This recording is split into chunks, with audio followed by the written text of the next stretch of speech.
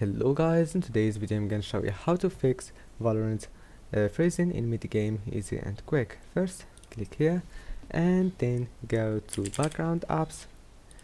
Now turn off this one and then go back, click here and then go to task manager. Now once you're here, just click on memory to the application that is taking your memory, and now just close all the applications that you don't need when playing Valorant, like Google Chrome and Steam, and that's it. Do the same with CPU and disk, and that's it. Now you make sure that there is no application taking memory from Valorant, and after that click here.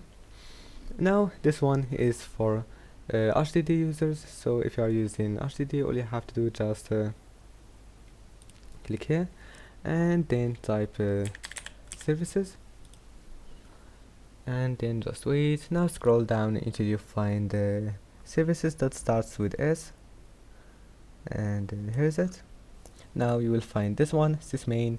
Just double click on it. Now if you are using HDD, all you have to do is just make sure it's stopped. Just stop this one and startup type, make it disable it, click apply and OK.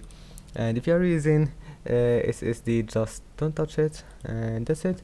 After that, restart your computer and do the same in task manager and open it again, and I hope that can help you. Don't forget to like, subscribe, and see you in the next video.